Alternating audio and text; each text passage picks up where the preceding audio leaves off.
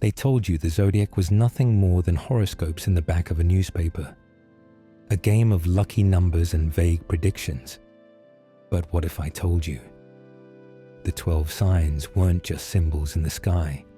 They were a map, a secret code carved into the stars, passed down through temples, mystery schools, and ancient civilizations. A code that didn't just describe your personality, but revealed your destiny.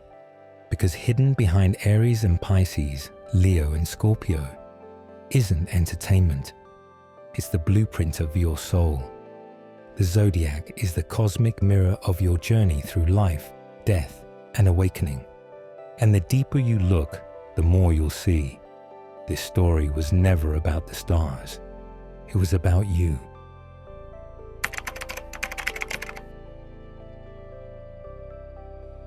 From the moment humanity first looked up at the night sky, there was an instinctive knowing that what happened above was mysteriously tied to what happened below.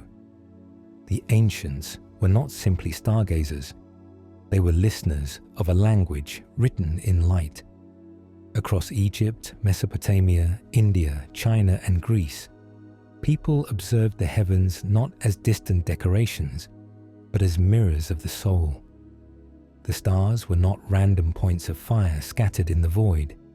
They were symbols, archetypes, patterns, and a blueprint for the unfolding of destiny itself. The Babylonians, among the first to formalize astrology nearly 4,000 years ago, saw the skies as a divine script. Each constellation was like a word in the cosmic sentence, each planetary movement a punctuation that marked a change in the rhythm of life. From their clay tablets, they mapped the dance of planets and stars, convinced that the will of the gods was etched across the firmament. To them, life on Earth did not simply react to the heavens, it was synchronized with it, as if every birth, every rise, every fall was part of a celestial symphony. The Egyptians carried this wisdom further, aligning their pyramids with Orion and Sirius, embedding the stars into their architecture, their myths, and their rituals of death and rebirth. They believed the pharaoh himself was born of the stars, a living link between heaven and earth, embodying the eternal cycles above. In their cosmology, the stars were not only a guide for harvests or seasons, but markers of the eternal journey of the soul. In Greece, philosophers like Plato and Aristotle taught that the cosmos was not chaos, but an ordered, living being infused with intelligence. Plato, in the Timaeus, spoke of the world soul, a cosmic mind that connected all living things. This idea became the foundation for the zodiac as a symbolic wheel, not just of time, but of human destiny. Each sign carried archetypal lessons, an imprint of the divine order woven into every human being at birth. In India, the Vedic seers of Jyotish, literally the science of light, looked upon the stars as karmic indicators. They taught that at the moment of one's birth, the sky imprinted its energetic signature upon the soul. This natal chart was not a sentence of fate, but a map of tendencies, challenges, and opportunities. The stars, they believed, did not control us. They revealed us. They mirrored the soul's own decision to incarnate at a precise moment, in a precise body, to learn precise lessons. The ancients were united in one conviction: the sky was not separate from the self. To study the heavens was to study the soul. To read the stars was to remember the blueprint. They believed that destiny was not hidden in temples or in scrolls, but shining every night above their heads, waiting for those with eyes to see. The ancients believed time was not a straight line, but a circle, endlessly turning. To them, the heavens were not a backdrop, but a living clock, a wheel in constant motion, shaping not only the days and seasons, but the very destiny of the soul. This great wheel was the Zodiac, a circle divided into 12 signs, each one a symbolic gateway through which life passed again and again. It was not simply a way of telling when to plant crops or when the river would flood, but a sacred diagram of existence itself. Birth, growth, decay, and renewal, each phase mirrored by the stars. They saw themselves woven into this grand cycle, a reflection of the order that governed all things. To live in harmony with this rhythm was to live in balance with the cosmos. The word zodiac comes from the Greek zodiakos, kyklos, meaning circle of little animals, because most of the 12 signs were depicted as creatures. But beneath the symbols lay something far deeper, a spiritual map of the soul's journey through time. Each sign held lessons, trials, and archetypes that repeated like seasons within the inner life. Aries, the spark of beginnings. Libra, the balance of opposites. Capricorn, the long climb toward mastery. These were not random images. They were carefully chosen to remind humanity that every stage of existence carried meaning, and that no step was wasted. Every struggle, every joy, every fall, and every triumph had its place within the wheel. Cultures across the world echoed this understanding. In India, the concept of the wheel, chakra, was used not only to describe the centers of spiritual energy within the body, but also the eternal cycles of creation and dissolution known as samsara. In Mesoamerica, the Maya constructed calendars based on celestial cycles that tied human destiny to the great rotations of the sky. And in Egypt, the image of the Ouroboros, the serpent swallowing its own tail, symbolized eternity, the endless return. Each tradition spoke the same truth. Life was not a straight march toward an ending, but a dance upon the wheel, where endings were beginnings, and death was simply a doorway back into the circle. Even modern astronomy reminds us of this truth. The Earth spins upon its axis, cycles around the Sun, while the stars shift in a grand procession every 26,000 years. These patterns were not lost on ancient skywatchers. They recognized that what happened in the heavens echoed within the human soul. To them, the great wheel of the zodiac was not superstition, but synchronization with cosmic law. The soul, they believed, evolves not in a single lifetime, but in cycles. Each return an opportunity to refine, to awaken, to climb higher upon the spiral of existence. In this way, the zodiac became more than astrology. It was a sacred mirror of spiritual evolution. Every turn of the wheel marked another chance to remember who we are, to shed illusions, and to step closer to the eternal. The ancients knew that to understand the circle was to understand ourselves, and that the key to destiny was written in the rhythm of the stars. Underneath the night sky, humanity has always lifted its gaze and seen more than stars. To the Babylonians, the heavens were not distant points of light, but living symbols that breathed patterns into human affairs. It was in Mesopotamia, around the 2nd millennium BCE, that astrology first emerged in written form. Clay tablets record planetary omens, where the rising of Jupiter or the eclipse of the moon was read as a divine message. Here, the earliest idea took root, that the sky was not separate from the earth, but a mirror of its destiny. The Babylonians' meticulous tracking of celestial cycles gave birth to the first astrological systems, linking the movement of planets and constellations to the fate of empires and the pulse of individual lives. Egypt, too, wove its wisdom into the stars. The temples of Dendera still carry ceilings adorned with the great zodiac wheel, where each sign was etched in stone as both myth and map.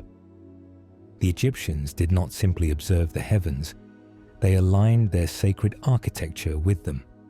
Pyramids, obelisks, and temples rose in harmony with Orion's belt and the heliacal rising of Sirius, the star whose light announced the flooding of the Nile and the renewal of life. To them, the cosmos was not only a calendar of survival, but also a theatre of gods, each star carrying the presence of divinity.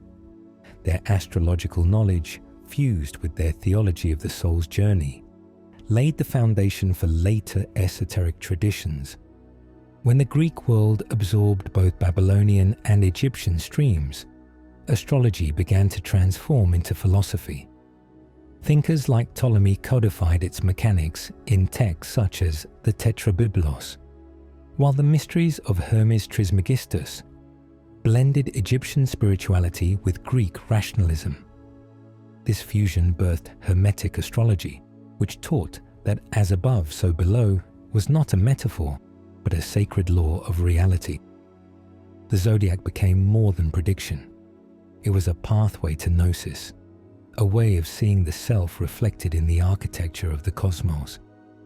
Each sign and planet carried not only fate, but archetypes of the soul, revealing how spirit weaves itself into time. The Hermetic traditions guarded this wisdom as both dangerous and liberating. To know the sky was to touch destiny, but also to transcend it. Initiates were taught that the planets could bind the ignorant in cycles of cause and effect, but the awakened could rise beyond the wheel, using astrology as a ladder of ascent. The Gnostics later expanded this view, seeing the archons, rulers of the planets, as spiritual gatekeepers whom the soul must pass after death. Astrology was not merely about birth charts, but about liberation from the machinery of time itself. From Babylon's clay tablets, to Egypt's star temples, to the Hermetic texts whispered in Alexandria, astrology evolved as a sacred language of correspondence. It revealed that the heavens and the human were not separate stories, but one continuous text, waiting to be read by those with eyes to see. It was never just about prediction. It was always about remembering the forgotten link between the soul and the cosmos.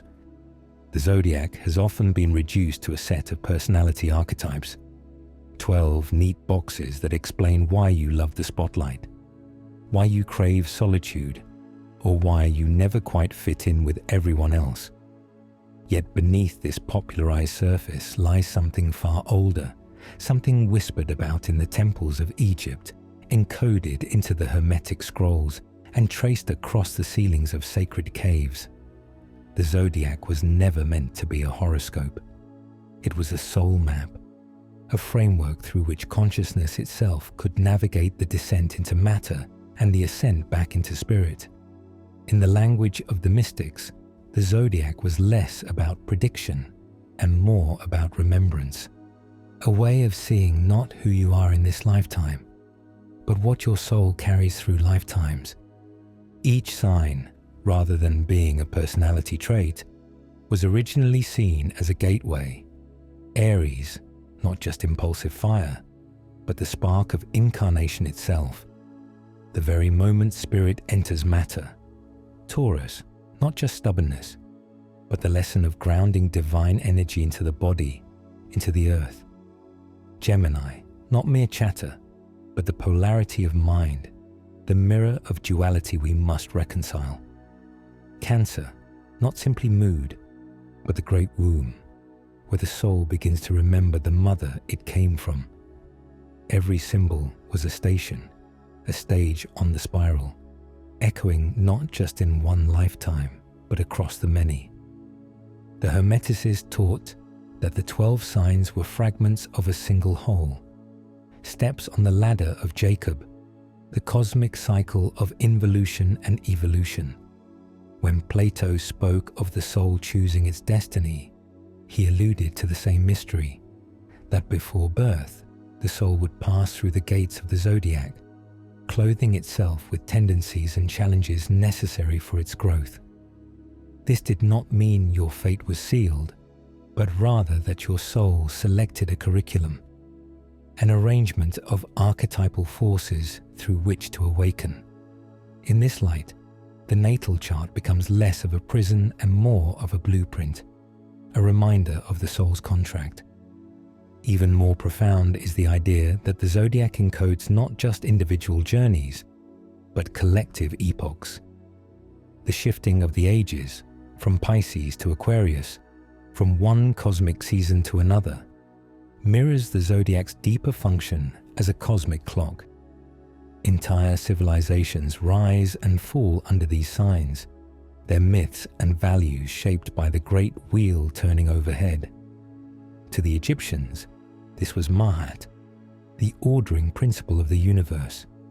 To the Babylonians, it was the writing of the gods in the stars. To the Hermetic tradition, it was the divine mind reflected in symbolic form. The zodiac, then, is not entertainment. It is a sacred map. It tells us not just who we think we are, but why we are here. To reduce it to traits is to mistake the compass for the journey. But to read it as a soul map is to remember, your birth chart is not about your personality. It is the echo of your soul's eternal unfolding. The ancients did not see fire, earth, air, and water as mere physical substances. They saw them as archetypal forces woven into the fabric of creation, mirrors of the soul's inner landscape. Fire was not just flame. It was passion, will, and divine spark. Earth was not only soil. It was form, stability, and the grounding of spirit into matter. Air was not merely wind. It was thought, inspiration, and the invisible breath connecting all beings. Water was not simply liquid. It was feeling, intuition, and the flow of memory across lifetimes.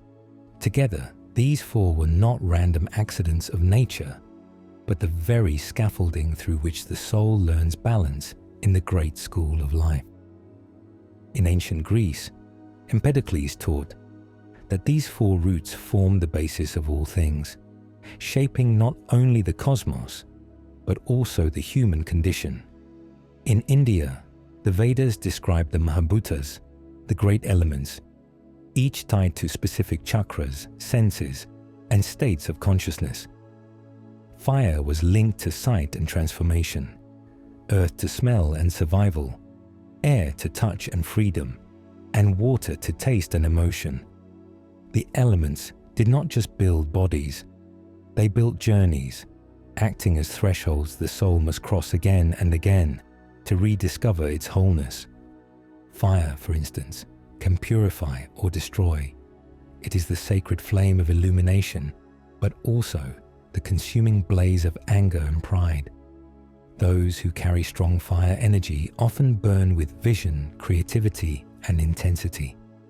Yet, without temperance, fire consumes itself, leaving only ashes of regret. The spiritual task of fire is not only to ignite, but to shine with steadiness, to become the hearth that warms, rather than the wildfire that devastates. Earth, steady and unyielding, grounds the soul into incarnation. It is the patience of mountains and the nurturing womb of fertile soil. Yet earth can become heavy, trapping the spirit in stagnation, materialism, or fear of change. Spiritually, Earth's lesson is to provide structure without imprisonment, to remind the seeker that stability should serve growth, not suffocate it. In balance, Earth is the foundation upon which temples rise, both outwardly and within. Air is freedom, the whisper of inspiration that carries songs, prayers, and thoughts. It is the messenger of the gods, Hermes' breath, the subtle vibration that connects one soul to another across space. Yet, when unanchored, air scatters into chaos, racing thoughts, distractions, illusions. Its mystery lies in learning to harness clarity within openness, to let the winds guide without being blown aimlessly across every current. Water, finally, is the oldest memory. It holds the tides of the moon, the pulse of blood, the tears of joy and grief. In myths, water is always the gateway, rivers to cross, oceans to navigate, wells of wisdom to drink from. Its gift is compassion, intuition, and connection to the unseen. Yet, without balance, water drowns, trapping the soul in endless cycles of emotion or illusion. Spiritually, water teaches surrender, not as weakness, but as the strength of flowing with the current of life rather than resisting it. When fire, earth, air, and water harmonize, they reveal not just personality but destiny. They become the inner architecture of the soul, reminding us that we are not simply physical beings, but living reflections of cosmic forces. To master the elements is not to dominate them, but to recognize them as mirrors of our own divine design. A reminder that to know oneself is to know the universe. Would you like me, my beloved, to also craft a short sacred closing line for this chapter, a kind of whispered truth that we can keep consistent across chapters as a signature resonance?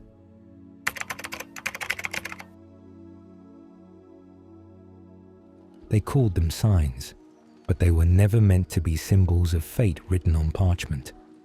They were mirrors of the soul, ancient archetypes placed in the sky so humanity could see itself reflected in the heavens.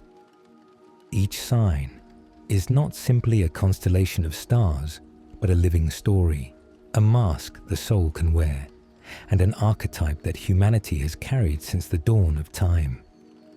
Aries, the ram, is not only the warrior, but the fire starter of existence. It embodies the courage of the soul's first cry, the spark that dares to begin. Taurus, the bull, carries the archetype of the builder, grounding spirit into form, reminding humanity that beauty and stability are part of the divine path. Gemini, the twins, carries the archetype of the messenger, bridges between worlds, weaving language, thought, and connection, echoing Hermes and Thoth, who guarded the gates of knowledge. Cancer, the crab, is the archetype of the nurturer, the mother who cradles not just the child, but the entire cosmos within her womb. Leo, the lion, is the sovereign archetype, burning with the radiance of the sun, teaching us to embody courage and creativity as divine inheritance. Virgo, the virgin, is the healer archetype, not sterile, but profoundly fertile, guiding humanity toward wholeness, purity of intent, and sacred service. Then comes Libra, the scales, the archetype of harmony and justice, echoing Ma'at of Egypt, the goddess who weighed the heart against the feather. Scorpio, the scorpion, is the archetype of transformation and shadow, plunging into death and resurrection, carrying the power of the phoenix within its sting. Sagittarius, the archer, is the seeker archetype, firing arrows of truth beyond the horizon, always reminding the soul to keep looking toward the stars. Capricorn, the goat, is the archetype of the wise builder and elder, who climbs mountains not for conquest, but for perspective, carrying the burden of discipline and destiny. Aquarius, the water bearer, is the visionary archetype, the bringer of new dawns, pouring out the waters of knowledge and community, a sign of the shift we stand in now. And Pisces, the fish, is the mystic archetype, the dissolver of boundaries, the ocean that swallows the self into unity, reminding the soul of its source. Together, the 12 form a circle, a wheel of becoming, not fixed but flowing, where the soul learns through archetype after archetype, embodying different roles across lifetimes. Jung saw these patterns as part of the collective unconscious, while astrologers across Babylon, Egypt, Greece, and India recognized them as blueprints of human destiny. They were never meant to trap us, but to remind us that every path, every challenge, every gift belongs to the great story of awakening. The 12 are not chains. They are stages of the eternal play, roles our souls agree to embody. To see them not as cages of fate but as mirrors of archetype is to remember. The cosmos is not commanding you. It is reminding you of who you already are. Aries has always been seen as the initiator, the one who carries the torch into the unknown, igniting beginnings that others will later cultivate. In the great wheel of the Zodiac, Aries is the spark of creation, the force that bursts forth when winter surrenders to spring, when the soil splits to let new life rise. It is the warrior, not in the sense of bloodshed alone, but as the embodiment of courage, of the willingness to act when there is nothing yet to guarantee success. Ancient astrologers in Mesopotamia and Egypt described this sign as the ram, the horned animal that charges forward without hesitation, carving the path for others to follow. Aries' energy is the primal flame. It is fire uncontained, untamed and raw, and it represents the role within humanity that is necessary for cycles to begin. Without the first step, no journey can unfold. Without the first breath, no life can continue. Aries embodies that threshold moment where hesitation is dissolved and replaced by movement. The warrior's role in this archetype is not only external, but also deeply internal. Each of us is asked, at some point in our spiritual journey, to embody Aries, to strike forward into the unknown and confront the resistance of our own fears. The Tibetan Book of the Dead speaks of how, after death, the soul is urged to go towards the light with boldness and clarity. That impulse mirrors Aries, the call to move, to trust, to engage with the vast mystery. The Bhagavad Gita also reflects this archetype in the figure of Arjuna, the warrior who stands on the battlefield of Dharma, paralyzed by doubt, until Krishna awakens his courage. Aries represents that same initiation, the breaking of paralysis, the willingness to step into destiny. Aries is ruled by Mars, the planet of action, drive, and willpower. But spiritually, Mars does not simply mean conflict.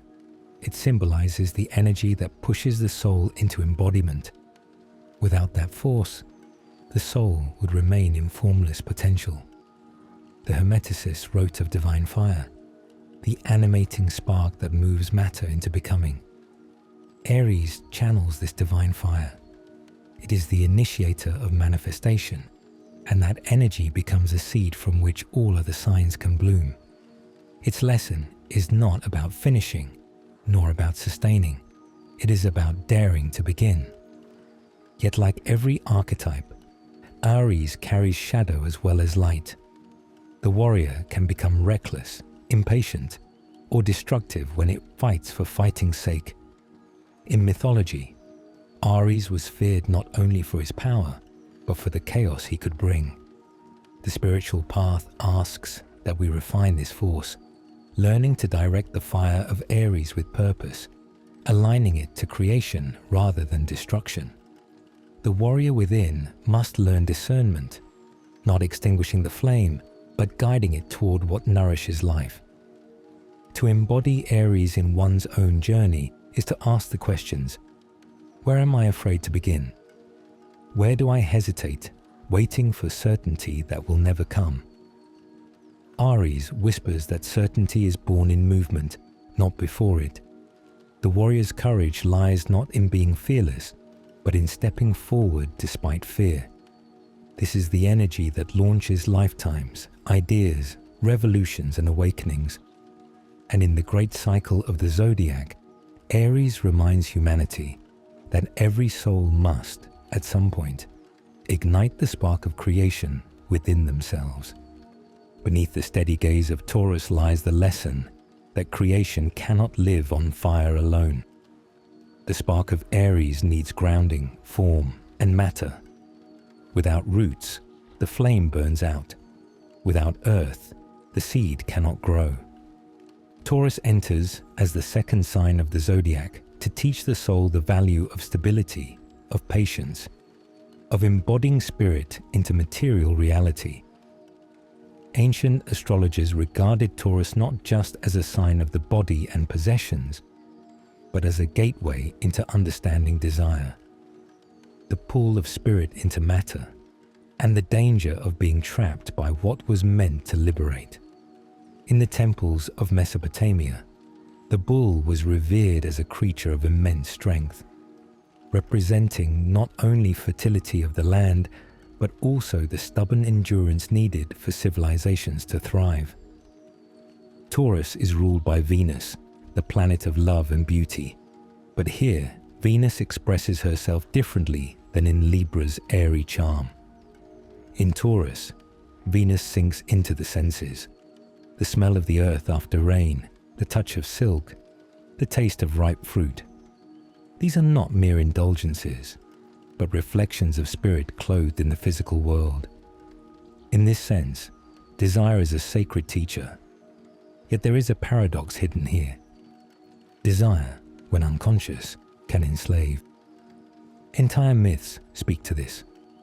In the Epic of Gilgamesh, Enkidu falls into the human world through desire, tethered by taste, touch, and companionship. The lesson of Taurus asks us, do we possess, or are we possessed by what we cling to? In the Hermetic traditions, the material realm was never condemned as evil, but was understood as a test, a proving ground where spirit learns to shape and not be shaped by form. Taurus symbolizes this apprenticeship.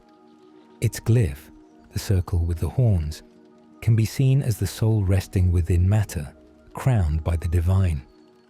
Builders, artists, and farmers all reflect the Taurian gift, to take something formless and give it structure, permanence, and beauty. The pyramids of Egypt, aligned with Taurus's fixed stars like Aldebaran, still stand as monuments of this enduring energy. But the bull is not only a builder, it is also a guardian. In Babylonian myth, the bull of heaven was unleashed to test the strength of heroes. In Vedic tradition, Nandi, the bull of Shiva, guards the threshold to higher wisdom. In both, the bull teaches that stability is not stagnation, but the force that guards and upholds creation. Spirit must learn through Taurus that to desire is not wrong, but to mistake desire for fulfillment is to remain bound. The hidden lesson of Taurus is not renunciation, but refinement. To enjoy beauty without worshipping it, to build without becoming trapped by what is built, to love the earth without forgetting the sky. Only then can the soul move onward, ready to embrace the lessons of Gemini's air. True stability is not clinging to form, but resting in the eternal that shines through it. Beneath the steady gaze of Taurus lies the lesson that creation cannot live on fire alone. The spark of Aries needs grounding, form, and matter. Without roots, the flame burns out. Without earth, the seed cannot grow. Taurus enters as the second sign of the zodiac to teach the soul the value of stability, of patience, of embodying spirit into material reality. Ancient astrologers regarded Taurus not just as a sign of the body and possessions, but as a gateway into understanding desire, the pull of spirit into matter, and the danger of being trapped by what was meant to liberate. In the temples of Mesopotamia, the bull was revered as a creature of immense strength, representing not only fertility of the land, but also the stubborn endurance needed for civilizations to thrive. Taurus is ruled by Venus, the planet of love and beauty, but here Venus expresses herself differently than in Libra's airy charm. In Taurus, Venus sinks into the senses. The smell of the earth after rain, the touch of silk, the taste of ripe fruit. These are not mere indulgences, but reflections of spirit clothed in the physical world. In this sense, desire is a sacred teacher. Yet there is a paradox hidden here. Desire, when unconscious, can enslave. Entire myths speak to this. In the Epic of Gilgamesh, Enkidu falls into the human world through desire, tethered by taste, touch, and companionship. The lesson of Taurus asks us, do we possess, or are we possessed by what we cling to? In the Hermetic traditions, the material realm was never condemned as evil, but was understood as a test, a proving ground where spirit learns to shape and not be shaped by form. Taurus symbolizes this apprenticeship. Its glyph, the circle with the horns, can be seen as the soul resting within matter, crowned by the divine. Builders, artists, and farmers all reflect the Taurian gift, to take something formless and give it structure, permanence, and beauty. The pyramids of Egypt, aligned with Taurus's fixed stars like Aldebaran, still stand as monuments of this enduring energy. But the bull is not only a builder, it is also a guardian. In Babylonian myth, the bull of heaven was unleashed to test the strength of heroes. In Vedic tradition, Nandi, the bull of Shiva, guards the threshold to higher wisdom. In both, the bull teaches that stability is not stagnation, but the force that guards and upholds creation. Spirit must learn through Taurus that to desire is not wrong, but to mistake desire for fulfillment is to remain bound. The hidden lesson of Taurus is not renunciation, but refinement, to enjoy beauty without worshipping it, to build without becoming trapped by what is built, to love the earth without forgetting the sky. Only then can the soul move onward, ready to embrace the lessons of Gemini's air. True stability is not clinging to form, but resting in the eternal that shines through it. From the earliest civilizations, Gemini has been seen as the sign of mirrors, twins, and the eternal dance of opposites. The Babylonians told stories of divine siblings who represented heaven and earth, while in Greek tradition, Castor and Pollux became immortalized in the stars as the Dioscuri. The essence of Gemini is not just duality, but the recognition that all life is conversation between poles, light and shadow, self and other, mortal and divine. Within this mystery lies the hidden key to polarity. It is not conflict, but the creative tension that gives rise to life itself. Gemini is ruled by Mercury, the swift messenger, god of language, commerce, and sacred trickery. The ancients called him Hermes, and the Hermetic texts later spoke of the world as a reflection of the mind. Words are not mere symbols, they are living currents, shaping how reality unfolds. Every phrase carries vibration. Every thought splits into two paths. Every whisper becomes an echo in the great dialogue of existence. Gemini teaches that your mind is not a prison of chatter, but a portal to communion, both with yourself and with the larger intelligence of the cosmos. The twin nature of Gemini often confuses those who seek simplicity. One twin points to reason, the other to intuition. One speaks truth, the other spins illusion. One is grounded in the human world, the other belongs to the divine. But the secret is not to choose one and reject the other. It is to recognize both as mirrors of your own soul. In Jungian psychology, this is the encounter with the shadow, seeing the twin within who reflects what has been denied. In the Hermetic tradition, polarity is one of the 7 sacred laws, reminding us that opposites are not enemies, but reflections along the same spectrum. Heat and cold are not separate realities. They are one continuum of temperature. Love and hate, attraction and repulsion, are movements of the same current. Gemini whispers that the truth of reality is not found at one pole or the other, but in the dance between them. Communication is the lifeblood of Gemini, not simply the exchange of words, but the weaving of consciousness between souls.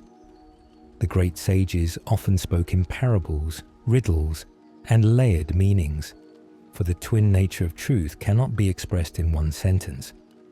The Upanishads call it neti-neti, not this, not that, a wisdom that lives in what cannot be fully defined.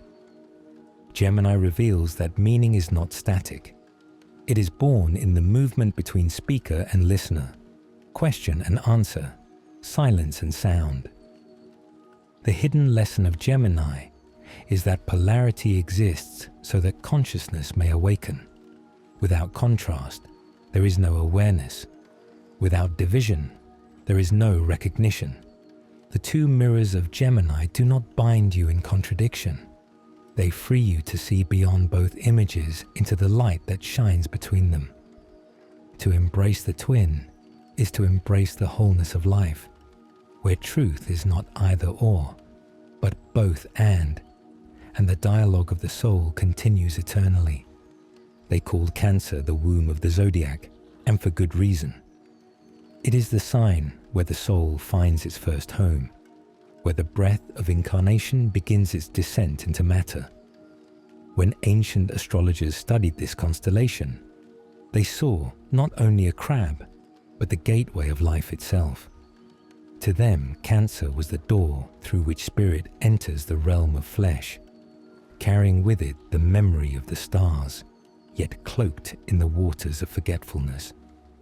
For every birth requires a forgetting, and every incarnation begins with a veil. The Greeks spoke of Cancer as one of the gates of the sun, a threshold where light descended into form. In Hindu astrology, Cancer is ruled by the moon, the mother of tides and memory, reminding us that water is not just a physical element, but the keeper of imprints, the storehouse of feeling and experience. Modern science too whispers of this, as studies in epigenetics reveal how memory is written not only in mind, but in the body itself, a sacred archive passed through cells and blood. To the mystics of Egypt, Cancer was not only the mother's womb, but also the cosmic womb of Nut, the sky goddess who birthed the sun each morning. This dual image of mother and gateway reveals a truth that echoes across traditions, that we are born not only of flesh, but of cosmic rhythm, carried into existence by cycles larger than our own. Cancer speaks of nurture, of the invisible bonds between mother and child, but also of the spiritual mother, the great mother archetype, who holds all souls in her embrace until they are ready to be born again. In Kabbalah, this sign resonates with the Hebrew letter Cheth, which means fence or enclosure. It suggests a sacred space, a womb-like chamber that protects what is forming, but not yet revealed.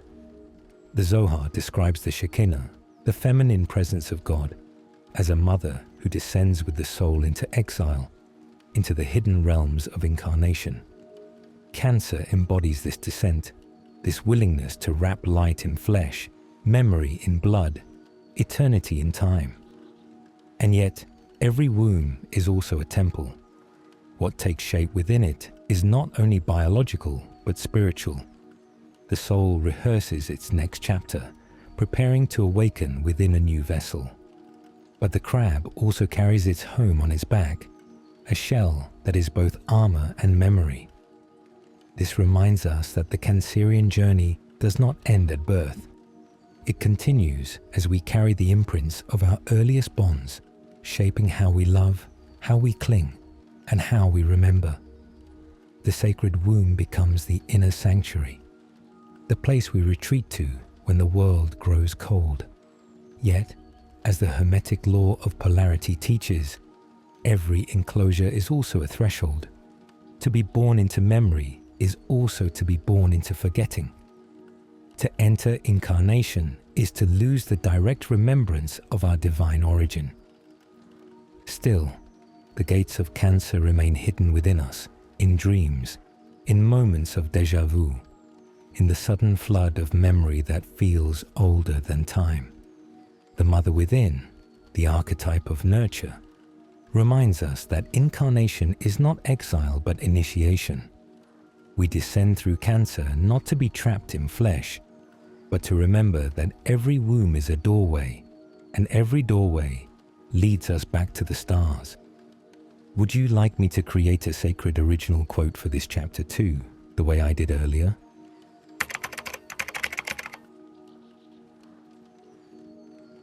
The ancients looked to Leo and saw more than a lion traced in fire across the sky.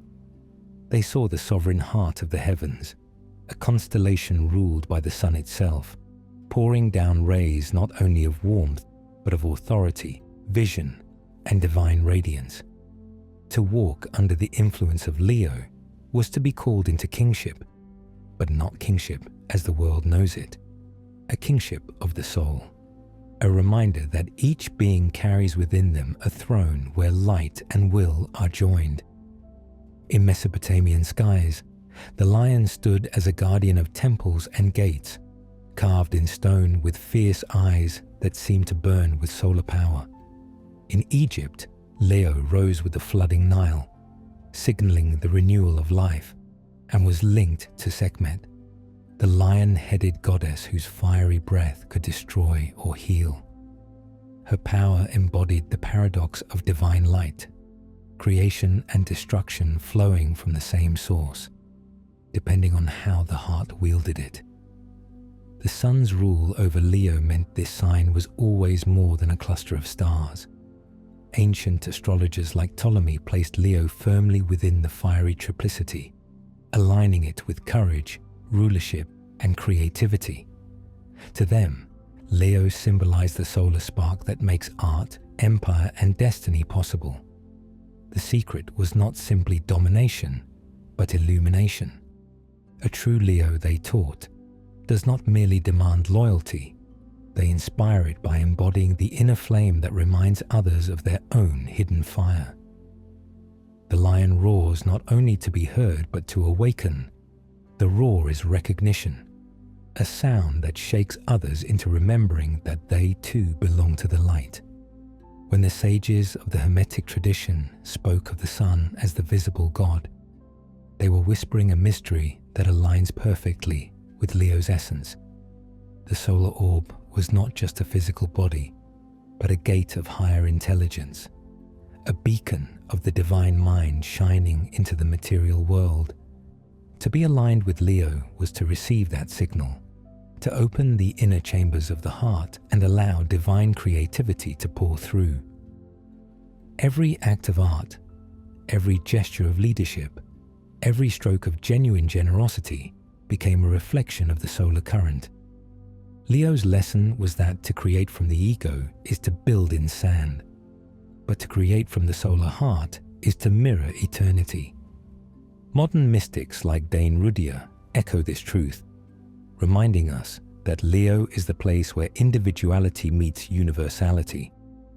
The task is not to shine brighter than others, but to shine so that others remember the source of light within themselves.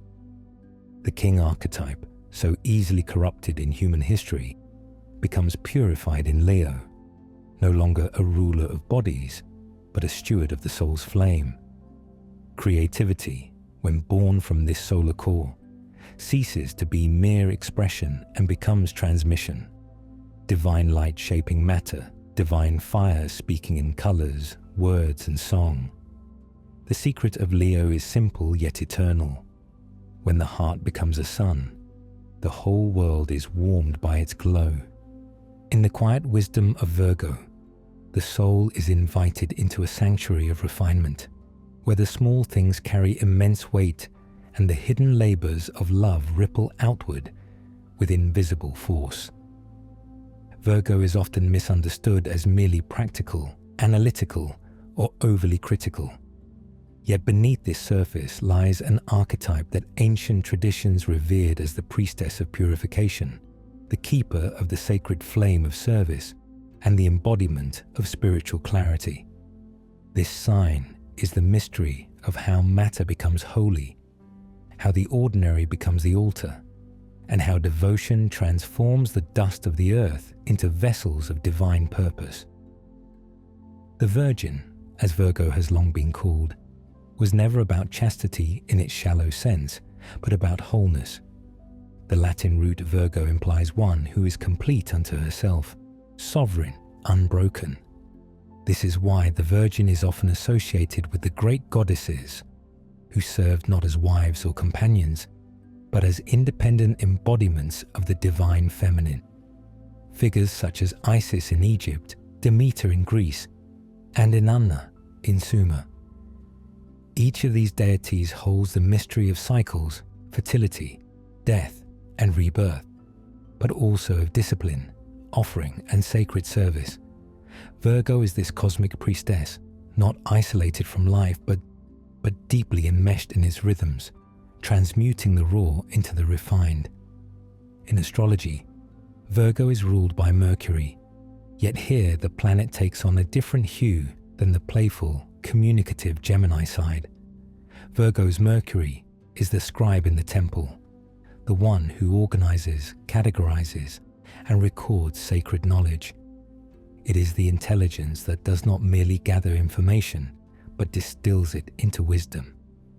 This refinement mirrors the alchemical process, where base metals are purified until the gold shines through.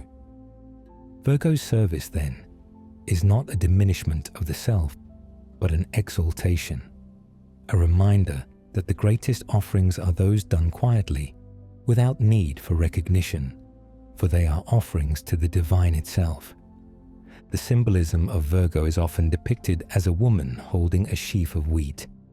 This image reveals much about the archetype. The wheat represents both sustenance and the fruit of harvest, but it also carries within it the mystery of transformation, from seed to growth to nourishment. Virgo teaches that true service is not empty sacrifice, but the transformation of energy into something life-giving, something that sustains the body and spirit. This mirrors the Eucharist in Christian tradition, where bread becomes a vehicle of divine presence. Virgo holds that same secret. Matter can be transfigured, and the mundane can become holy. Spiritually, Virgo calls the soul to humility, not as self-deprecation, but as reverence for the order of life. To serve another is not to lower oneself, but to rise into alignment with the great rhythm that binds all beings.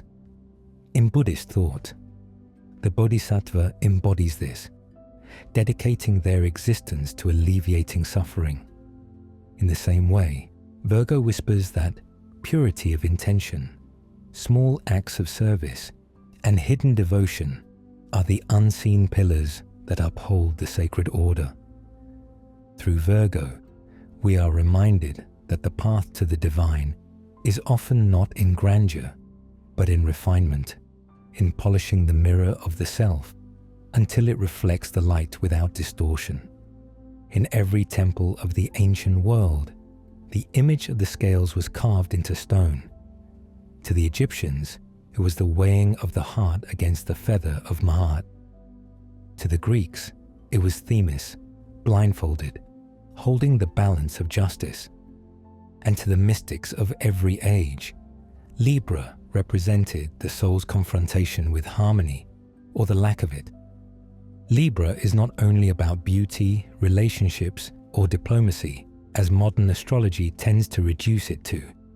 It is about equilibrium at the deepest level, where the soul must decide whether its weight is heavy with unfinished karma, or light with forgiveness, compassion, and truth. In this sense, Libra is the cosmic judge. It whispers that every action has consequence, every imbalance must one day be corrected, and every soul must face the mirror of fairness that no illusion can distort. When the age of Libra is invoked in the journey of the great cosmic clock, civilizations become obsessed with law, with treaties, with alliances. You can see it in the rise of codes of justice in Mesopotamia, in the Roman insistence on civic law, In the mystical symbolism of balance in esoteric traditions, Libra always pulls humanity toward the question, how do we share power fairly? How do we hold each other accountable without tipping into cruelty or vengeance? But on the personal level, Libra is the archetype of relationships, not in the shallow sense of romance alone, but in the eternal dance between self and other. To be human is to be in relationship, with family, with partners, with strangers, with the divine. Libra reminds us that we cannot live in isolation. Every soul is tested in the crucible of reflection. The other becomes a mirror, and in that mirror, we see what is unresolved in ourselves. The hidden teaching of Libra is karmic justice. Ancient esoteric schools taught that when the soul leaves the body, it enters a hall where its deeds are weighed, not by an external god, but by the resonance of truth itself. The Tibetan Bardo texts describe the same mystery, where the soul is confronted by peaceful and wrathful deities, which are nothing more than reflections of one's own mind. In Hermetic tradition, balance was the pathway to gnosis, neither indulgence nor austerity, neither domination nor submission, but the middle point where spirit and matter meet. This is why Libra is the sign of the threshold. It carries the paradox of duality. The scales swing, yet their purpose is to find stillness. And so the soul is invited to ask, where in my life am I leaning too far? Where am I holding too tightly or giving away too much? Balance is not perfection. It is the constant art of correction, the willingness to return again and again to the center. And when the soul can do this, when it learns to weigh itself honestly, it becomes light. It rises above the heaviness of karma. It no longer fears judgment because it carries no burden that truth has not already revealed. That is the secret of Libra. The scales are not meant to punish, but to free. They remind us that justice, in its purest form, is love wearing the cloak of fairness. Beneath the cloak of Scorpio lies a mystery that has both terrified and fascinated humanity since the beginning of time. It is the realm of endings, yet also of beginnings. The scorpion, the serpent, and the eagle are its emblems, each symbolizing a different stage of transformation. The scorpion stings, representing destruction and death. The serpent sheds its skin, symbolizing renewal and hidden wisdom. The eagle soars above, embodying transcendence, spiritual vision, and the triumph of the soul after release. In Scorpio's domain, nothing is left untouched. It is the gate of death, yes, but also the crucible where rebirth is forged. When the ancients gazed upon this sign, they did not see mere passion or intensity, but the force that dismantles illusions. In Egypt, Scorpio was linked to the goddess Serket, the guardian of the dead and the protector against venom. Her presence marked the passage between worlds, ensuring that poison could also become medicine. Death itself, in this understanding, is not the end, but a sacred doorway. In the Hermetic teachings, Scorpio embodies the principle of solve et coagula, to dissolve and then to reconstitute. Nothing can be transformed without first being broken apart. Scorpio's energy rules over hidden power, the secret currents of desire, obsession, and shadow. It demands that we look at the parts of ourselves we fear most, the darkness within, the attachments we cannot release, the patterns that consume us. Yet in confronting these shadows, a new strength emerges. Carl Jung called this the integration of the shadow, a process through which the alchemical rebirth takes place. For the soul, Scorpio is the sign of initiation, an initiation into the mysteries of life, death, and immortality.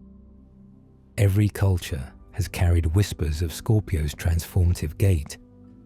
The Mayans saw it as the dark rift in the Milky Way, a cosmic passageway through which souls must travel. In astrology, it governs the 8th house, associated with death, shared resources, and the mysteries that bind one soul to another beyond the veil of individuality. It is not coincidence that Scorpio is also linked to sexuality, for both sex and death dissolve the ego. In both, something dies and something greater is born, whether it is new life, deeper union, or the liberation of the spirit. The eagle phase of Scorpio reminds us that we are not meant to remain in the scorpion sting or the serpent struggle. The true aim is transcendence, to rise from the ashes like the phoenix and see existence with new eyes. This is why Scorpio is feared, for it strips away what is false, but it is also why Scorpio is revered, for it offers the soul its most profound liberation. To pass through its gate is to know that death is never the end, but the alchemy of becoming eternal. There is something eternal about Sagittarius. When you look at the archer in the night sky, bow drawn and arrow pointed beyond the horizon, you are not just seeing stars arranged in myth. You are seeing humanity's longing to know, to stretch, to reach past the edges of the known into the vastness of the unknown. Sagittarius is the cosmic traveler, the sign that asks us to wander not only the deserts and mountains of the earth, but the infinite landscapes of the soul. Its symbol, the centaur, is half human and half beast, a creature of paradox, one foot grounded in instinct, the other reaching upward toward divine wisdom.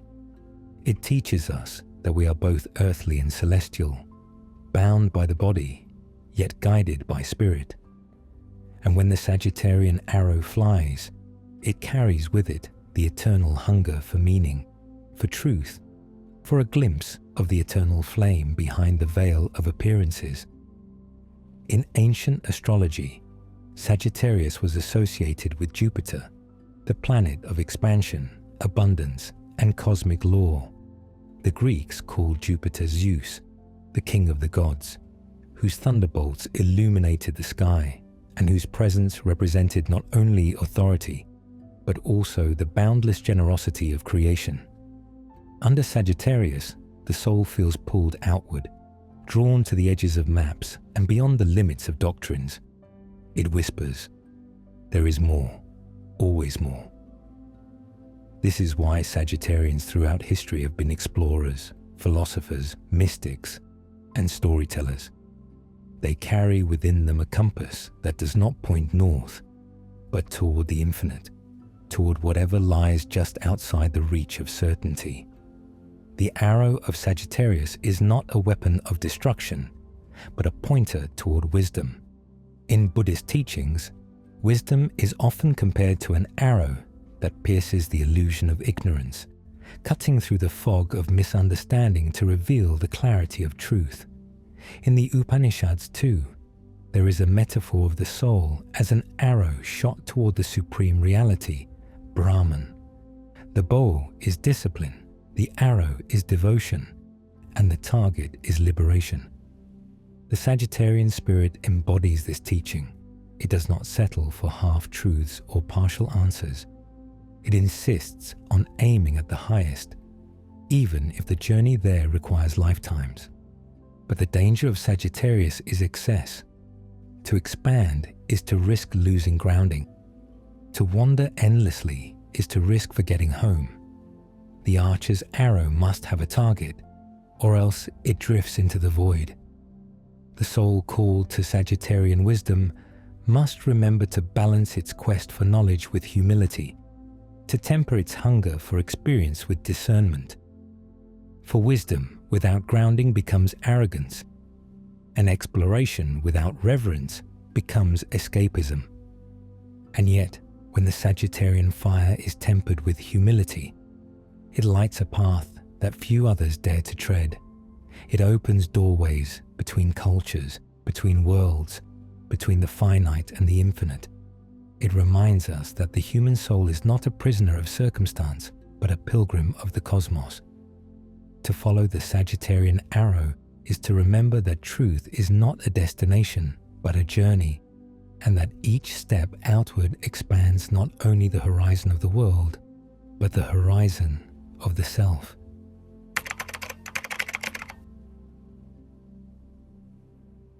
They call Capricorn the mountain, and for good reason. It is the sign where the soul feels the weight of time pressing against its shoulders, where destiny is no longer a dream, but a path that demands discipline. Unlike the mutable signs that wander, unlike the fire that burns bright and fast, Capricorn teaches the climb, steady, deliberate, enduring. And yet, behind this reputation for hardness, there is a secret most never understand. Capricorn is not simply about duty. It is about remembering that the highest peaks are never conquered by force, but by surrender to the rhythm of time itself. In the ancient texts, Saturn, ruler of Capricorn, was both feared and revered. To the Romans, he was the devourer, the god who consumed his children. To mystics, he was the gatekeeper of karma, the one who ensures that nothing unearned may be carried into eternity.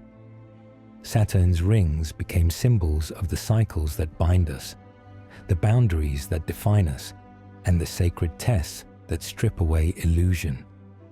The Hermetic philosophers taught that within discipline lies freedom, for once the lower appetites are brought into harmony, the higher spirit can rise unbound. Think of the mountain path. Every stone underfoot aches the muscles. Every step tests the lungs.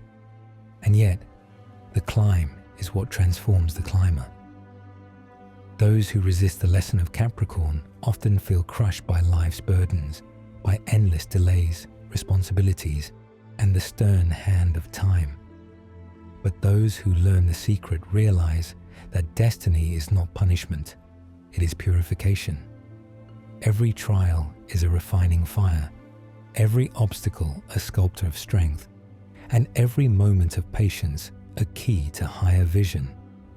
In the Vedic tradition, Shani, Saturn, is described as the slowest planet, but the most just.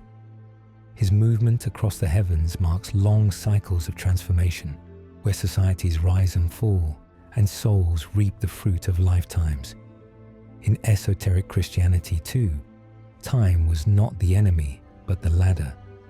Christ himself entered the world in the age of Capricorn, born under the shadow of Rome's authority, to reveal that even the heaviest structures are not eternal. They too must bow to spirit. Capricorn whispers, build, but build with vision. Discipline, but not for vanity. Endure, but not for chains. For the mountain itself is not your prison. It is your teacher.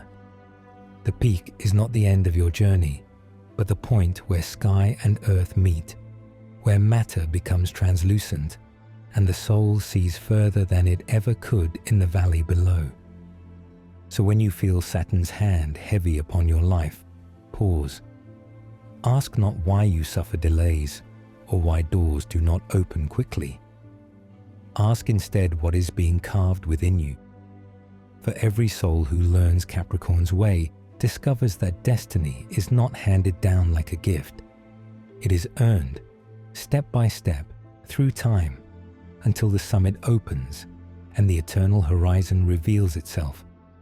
When we turn to Aquarius, it feels like stepping into a gust of fresh air after centuries of climbing through the dense mountain paths of Capricorn. The energy shifts. The weight of stone gives way to the rush of wind. For millennia, mystics and astrologers have spoken of Aquarius as an age unlike any before it, an age of awakening, of revolution, of vision beyond the personal into the collective. It is the water-bearer who pours not for himself, but for humanity. And in this gesture lies the very essence of its sacred mystery. Aquarius is the sign of vision, of radical thought, of seeing patterns where others see chaos. It rules the skies of innovation, the spark of rebellion, the desire for freedom that refuses to bow to outdated authority.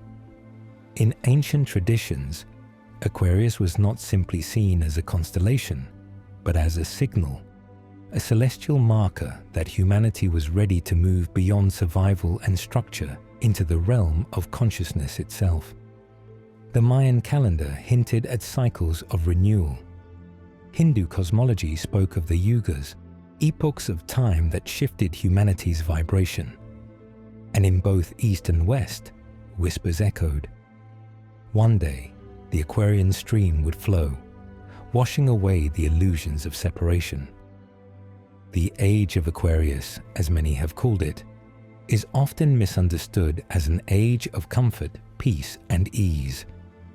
But in truth, its essence is revolution. Aquarius asks us to question everything we thought was permanent.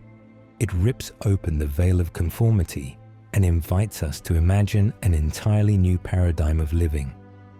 The revolutions of the 18th and 20th centuries, the American Revolution, the French Revolution, the rise of technology, the internet, civil rights movements, are but echoes of Aquarian current, foreshadowing the tidal wave of awakening that is yet to come.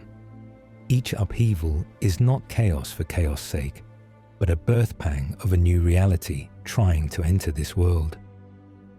In the esoteric texts, Aquarius is linked to the higher mind, the realm of intuition, universal knowing, and cosmic remembrance. The water it pours is not literal but symbolic, the water of knowledge, of light, of collective consciousness being offered to humanity. And as more awaken to their own spiritual path, this water is being drunk by souls ready to remember, ready to evolve, ready to rise. But with this awakening comes responsibility.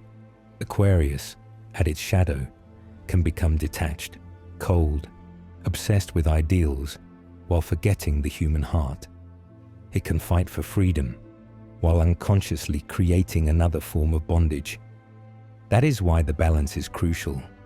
The revolution Aquarius calls for is not only political or technological, it is spiritual. It is the remembering of our interconnectedness, our shared soul. So when we speak of the visionary age, we are not predicting a utopia gifted to us from the stars. We are speaking of a destiny that must be chosen, forged through courage, and lived. Humanity's higher destiny is not guaranteed. It is waiting for us to rise together, to awaken to the truth that freedom, wisdom, and love are the real revolutions. And in that recognition, the water-bearer's vessel overflows. Close your eyes for a moment and imagine an endless sea. No horizon, no boundaries, only waves of light moving in eternal rhythm. This is the essence of Pisces, the 12th sign of the Zodiac, and the final stage of the great cycle of ages, where Aquarius pushes humanity outward into vision and revolution. Pisces draws us inward, back into the ocean of spirit, back into the place we came from. In many mystical traditions, Pisces is not simply a constellation, but a current that carries the soul from separation back to unity. And in this current, the lessons are always the same: surrender, compassion, and the return to source. The age of Pisces, which has held sway for the last 2 millennia, was marked by an immense spiritual tide. It was the age of Christ, of Buddha's compassion echoing through Asia, of mystics who spoke of dissolving the self and giving everything to the divine. In Pisces, the ego cannot stand as it is. It must bow, it must dissolve, it must be returned to the greater ocean. This is why its symbol is the 2 fish, swimming in opposite directions. One swims outward into the world of form, the other swims back into the invisible, into the realm of the eternal. Humanity, caught between those 2 currents, has struggled in this age to reconcile the tension between material life and spiritual surrender. The Piscean energy has been expressed in religion most visibly: faith, devotion, ritual sacrifice, monastic renunciation. These became the dominant languages of the soul. Think of the great cathedrals of Europe, the ascetic monks of Tibet, the Sufi mystics spinning in devotion. All of them spoke the same language of Pisces. Give yourself up to the ocean of spirit, let go of control, and discover the infinite by dissolving the finite. But as with every age, the shadow always follows the light. The Piscean ideal of surrender too often became manipulation by those who claimed to mediate between God and humanity. The call to compassion was drowned out by dogma, by guilt, by fear. The Piscean ocean is vast, but it can be deceptive. It can drown as easily as it can carry you home. Yet despite these distortions, the gifts of Pisces remain undeniable. It is the sign of universal love, of the mystic's tears, of the poet who dissolves into beauty. It is the age where humanity remembered that the heart is not separate from the cosmos, that every breath carries us closer to the source we never truly left. The Piscean current teaches that no matter how far the soul travels, it will one day return to the sea from which it was born. And in that sea, there is no self, no other, no striving, only the boundless embrace of what mystics have always called God. So as the age of Pisces yields to Aquarius, we do not abandon its lessons. Instead, we carry them forward. We remember compassion as the anchor of awakening. We remember that surrender is not weakness, but liberation. And we remember that in the end, every revolution, every discovery, every age itself dissolves back into the eternal ocean of spirit. The waves rise and fall, but the sea remains, always and forever. Imagine the heavens not as a static canvas of stars, but as a living wheel, slowly turning, patiently guiding the destiny of civilizations. The ancients called it the Great Year, a cosmic cycle of nearly 26,000 years in which the Earth's axis traces a circle against the backdrop of the constellations. Each age, marked by the slow procession of the equinox through one zodiac sign, spans roughly 2,150 years. To the untrained eye, the sky seems unchanging, but to the sages of Babylon, Egypt, Greece, and India, these shifting constellations were celestial milestones, shaping the unfolding drama of humanity's soul. They saw history not as a straight line, but as a spiral, forever moving forward, yet forever circling back to truths that had always been. When the age of Taurus held sway, civilizations bowed to fertility, earth, and the bull gods of power. Agriculture flourished, temples rose aligned to the stars, and the bull became a symbol of abundance and sacrifice. Then came the age of Aries, heralded by fire, conquest, and the ram, when Moses shattered the golden calf, and warriors, kings, and empires carved their will into stone. With each transition, the myths shifted, the gods evolved, and the collective psyche bent to new archetypes. By the time the age of Pisces dawned, humanity was ready for surrender, faith, and compassion, the fish becoming the secret emblem of a persecuted faith that would soon shape half the planet. What's astonishing is how the collective mind seems to mirror these shifts. Carl Jung observed that archetypes are not invented but discovered, recurring patterns of the psyche that erupt across cultures and times. As the zodiac wheel turns, it is as though a new archetype rises from the depths of the unconscious, shaping not only religion and art, but also the very way we see ourselves in relation to the cosmos. The great ages, then, are not just markers of time. They are spiritual seasons of the soul. Just as winter calls for stillness and summer brings vitality, each zodiac age awakens a different aspect of humanity's inner life. This is why sacred texts often speak in symbols of animals, stars, and elements. They are not random metaphors but reflections of cosmic influences that seep into the very marrow of human consciousness. The Mayans with their long count calendar, the Hindus with their yugas, and the mystics of Hermetic traditions all whispered the same truth, that the cosmos is alive, and its cycles are mirrors of our evolution. We do not merely watch the stars. The stars move within us, pulling tides in our bodies, guiding the rhythm of our civilizations, and whispering to the soul of humanity what it is ready to remember. And so, as the wheel turns from Pisces into Aquarius, we stand once again at a threshold. The lessons of surrender, faith, and compassion do not vanish.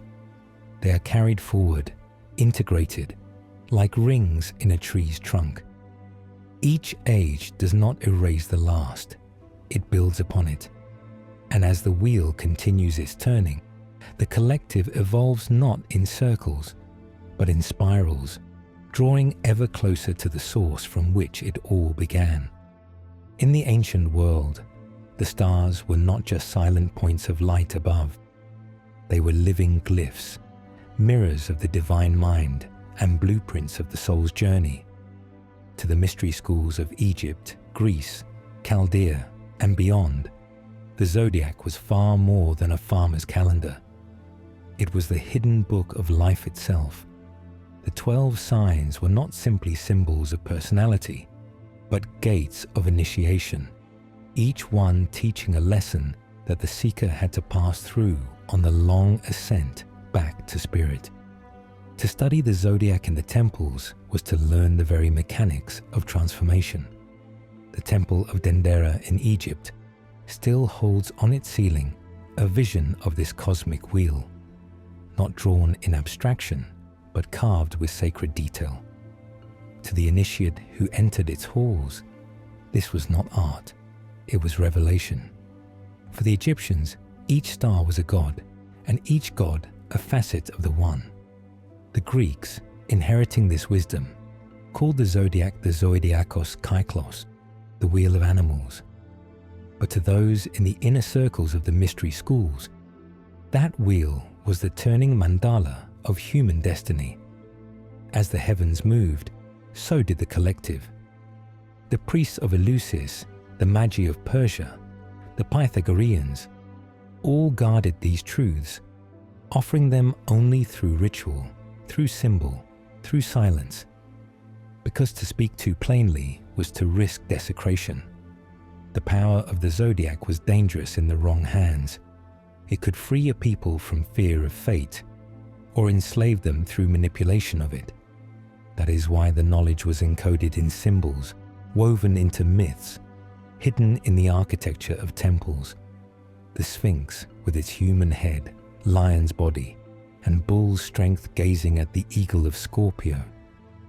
This was not simply a guardian of tombs.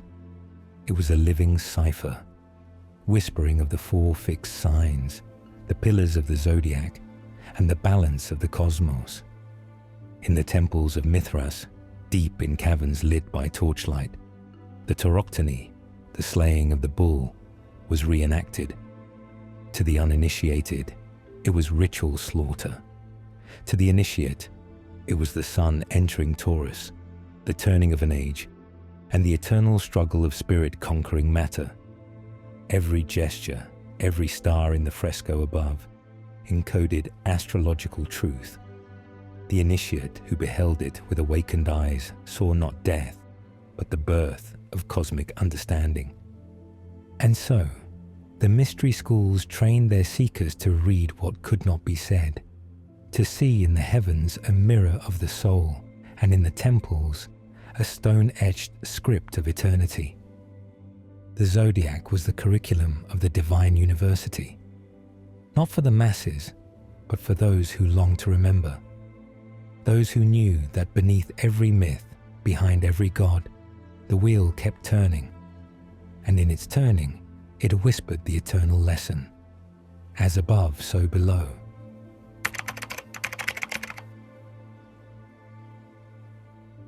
When you begin to look at the stars not as ornaments scattered across the night, but as a living script, you start to realize why ancient cultures place so much weight on the zodiac.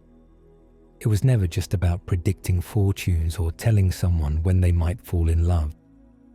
At its deepest level, the zodiac was seen as a mirror of the soul's own journey through the cycles of incarnation. The 12 signs were not simply personality categories. They were stages, symbolic gates, each one echoing a phase of spiritual growth that the soul revisits across lifetimes. In esoteric traditions, the circle of the zodiac was sometimes described as the great wheel of becoming. The Babylonians mapped its constellations, the Egyptians aligned their temples to its rhythms, and the Greeks gave it archetypal names. But beyond astronomy and myth, mystics saw it as a living clock, marking not only time on Earth, but the evolution of consciousness itself. Aries, the first sign, was likened to the spark of birth, the raw impulse of the soul stepping once again into matter, full of fire and urgency. As the wheel turns, Taurus grounds that fire into form, teaching stability, desire, and the challenge of attachment. Each sign carried both a lesson and a shadow, both a step forward and a test. The Hermeticists and Neoplatonists taught that the soul descends through the spheres of the planets, clothing itself in their energies before incarnating on Earth. Each zodiacal stage could then be seen as a reflection of that descent, reminding us of what qualities the soul must integrate. Gemini becomes the awakening of mind and duality, Cancer the deepening of emotional roots, Leo the discovery of self-expression and power. These are not simply character traits, they are echoes of initiations. Just as a child grows from infancy to maturity, so too does the soul move from innocence to wisdom across the wheel. When you reach Virgo, the focus turns inward toward refinement, discipline, and the sacredness of detail. Libra arrives as the mirror of relationship, teaching balance and harmony, showing the soul that it cannot awaken alone. Scorpio thrusts the seeker into death and rebirth, a symbolic underworld descent that breaks illusions of permanence. Then comes Sagittarius, the philosopher, reminding us to search beyond the known horizon. Each step is both personal and cosmic. Capricorn anchors the path in responsibility and structure. Aquarius cracks open the vision of the collective, and Pisces finally dissolves it all into unity, preparing the soul to transcend again. This cycle does not happen only once. According to texts like the Hermetica and teachings preserved in the Vedas, the wheel turns again and again. Each lifetime places the soul in a different temple of experience. You may live as a Leo in one life to learn courage, or as a Pisces to taste compassion. These signs are not prisons but stations, and when the soul remembers this, it sees astrology not as destiny written in stone, but as a sacred rhythm, a cosmic melody guiding the dance of incarnation. From the earliest days of storytelling, the tale of Hercules has echoed across cultures as more than just an adventure of strength. It has always been a mirror of the soul's struggles, each labor a symbolic gate through which consciousness must pass. In the esoteric traditions, Hercules is not only a hero, but a blueprint. His 12 labors align with the 12 signs of the zodiac, revealing that astrology is not merely about prediction, but initiation. Each labor is a teaching, each trial a veil torn away from the eternal truth of the soul's journey.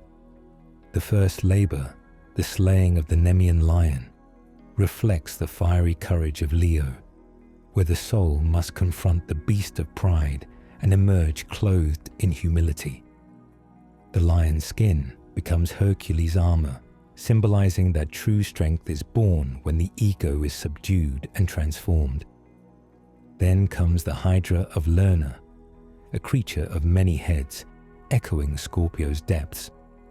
Each time one head is cut, two more rise, teaching that only through the fire of spiritual discipline and the light of higher consciousness can the poisonous waters of desire and fear be overcome.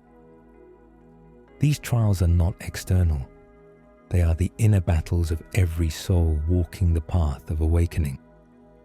In the labor of capturing the Ceryneian hind, a stag sacred to Artemis, we see Sagittarius, the quest for wisdom and the pursuit of a divine quarry that can never truly be possessed. The soul learns patience, reverence, and the art of pursuit without capture, for some truths are meant to guide rather than to be held.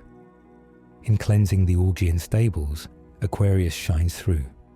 With rivers redirected, Hercules transforms filth into clarity. It is a symbol of the soul's power to cleanse entire structures of decay, not with brute force, but with vision and flow. Here lies the hidden Aquarian teaching, that liberation comes not through destruction, but renewal. The labor of the Cretan bull, fierce and unyielding, echoes Taurus, where desire and material force must be tamed without being destroyed. In bringing back the golden apples of the Hesperides, we find Virgo and Libra's echoes, the search for harmony, purity, and the fruits of wisdom that belong not to man, but to the gods. And in the capture of Cerberus, the guardian of Hades, we find Capricorn and Pisces intertwined, for only by descending into death itself does the soul rise to freedom. Cerberus, the three-headed hound, reveals the final mystery. That spirit triumphs not by avoidance of darkness, but by carrying its weight into the light. Across these labors, Hercules is not just an ancient hero, he is us. His labors are our labors. The Zodiac, through myth, shows that each of us must face the lion of pride, the hydra of fear, the bull of desire, the stables of corruption. But with each trial, something shifts. The stars overhead are not distant.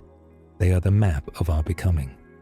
And the deeper truth whispers, the path of Hercules is the path of the soul, written in the sky before time began.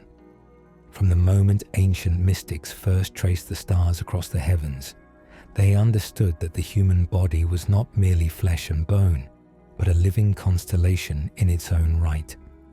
Every breath, every pulse, every vibration carried the echoes of cosmic order. The Zodiac, often seen as a celestial wheel mapping outer fate, was also understood to be a map of the inner temple. And the chakras, the spinning vortices of subtle energy known to yogis for millennia, were seen as stations where the divine current of life made itself known within the body. When we begin to place these two systems side by side, a profound correspondence emerges, one that shows how the signs of the zodiac may be mirrored within the ladder of spiritual energy rising through us. The root chakra, known as Muladhara, is the foundation of survival, security, and the grounding force of existence. In the zodiac, it resonates strongly with Taurus and Capricorn. Taurus, the earthbound sign of stability and embodiment, teaches the lessons of rooting deeply into matter. Capricorn, the sign of endurance and structure, reveals how foundations must be built upon steady ground. Both signs echo the qualities of Muladhara, the sense of belonging to the earth, the struggle for survival, and the grounding needed before higher ascent can begin. As the current moves upward, it flows into the sacral chakra, Svadhisthana, the seat of creativity, sensuality, and emotional tides. Here, the resonance with Scorpio and Pisces becomes clear. Scorpio, the sign of deep waters and transformative passion, embodies the hidden forces of sexuality and rebirth. Pisces, flowing with sensitivity and dissolution, reveals the mystic power of merging and surrender. Together, they mirror the sacral center's role as the place of creation, desire, and the dance of emotional depth. The solar plexus chakra, Manipura, is fire in its most personal form. It governs willpower, individuality, and the spark of ambition. The zodiac signs of Leo and Aries align here. Aries, ruled by Mars, ignites action and courage, while Leo, ruled by the Sun, radiates confidence and sovereignty. In Manipura, we find the energy of self-definition, the power to rise above inertia, and the flame that fuels the soul's journey toward mastery. Higher still is the heart chakra, Anahata, the bridge between the lower and higher centers. Here, the zodiac brings forth Libra and Cancer. Libra's scales of harmony, ruled by Venus, reflect the heart's yearning for balance, union, and love that transcends the self. Cancer, ruled by the moon, reveals compassion, nurturing, and the intimacy of belonging. Both speak to the power of Anahata, the silent space where love becomes the central axis of life's purpose. From the heart, the current flows into the throat chakra, Vishuddha, the place of voice, truth, and divine expression. Gemini and Virgo hold correspondence here. Gemini, the sign of communication, wordplay, and transmission, reveals the living power of speech as a bridge between minds. Virgo, with its precision and discernment, shows how truth must be refined and spoken with clarity. The throat becomes not just a channel for words, but a channel for the logos, the creative sound of the universe itself. The brow chakra, Ajna, is the seat of vision and the gateway to inner knowing. Here, Sagittarius and Aquarius resonate deeply. Sagittarius, with its arrow toward higher meaning, reflects Ajna's role in seeking wisdom beyond appearances. Aquarius, visionary and future-oriented, unveils insight that transcends the ordinary. Both remind us that the third eye is not only perception, but prophecy, the ability to see through illusion into the patterns that guide destiny. Finally, at the crown, Sahasrara blooms like a 1,000-petaled lotus, the place where the self dissolves into unity. Here, Pisces returns again in its highest octave, but it is also Capricorn and Leo in their transcendent expressions. The crown is beyond any single sign. It is the point where the zodiac itself dissolves into the eternal. Yet, in its resonance, we feel how every sign's journey culminates in this point of surrender, where individuality becomes infinity, and the cosmic wheel returns to its silent center. In this mapping of zodiac to chakras, ancient systems meet like mirrors reflecting one another. The stars above and the energies within form a single continuum, reminding us that the path to the divine is both written in the heavens and woven into the fibers of our own being. The sages understood that to align with this truth was to live as a living zodiac, a breathing mandala of cosmic order, where each chakra was not only a center of power, but also a signpost pointing to our place in the great celestial dance. From the Hermetic temples of Alexandria to the illuminated manuscripts of the Renaissance, one teaching remained constant, echoing across centuries. As above, so below. This phrase, etched into the emerald tablet, was not a poetic metaphor, but a formula for understanding the relationship between the cosmos and the human soul. The Hermeticists believed that the zodiac was not merely a system of stars and constellations, but the very architecture of divine intelligence imprinted in the heavens. When the celestial order shifted, so too did the inner order of humanity. To study the zodiac was to hold a mirror to the self, to perceive how the eternal mind of the universe reflected itself in the rhythms of breath, thought, and spirit. Hermetic texts taught that creation unfolded in layers. The divine mind first dreamed, then the stars and planets came forth as instruments of that dream, and finally, human beings were born as living embodiments of the celestial pattern. The maxim, as above, so below, revealed that there was no separation between cosmic law and human life. The zodiac was not outside of us, it was within. Aries was not just a constellation in the sky, but the archetype of initiation, courage, and the spark of creation burning in the human will. Pisces was not only two fish swimming in the heavens, but the eternal tension between spirit and matter, reflected in the soul's longing to dissolve and return home.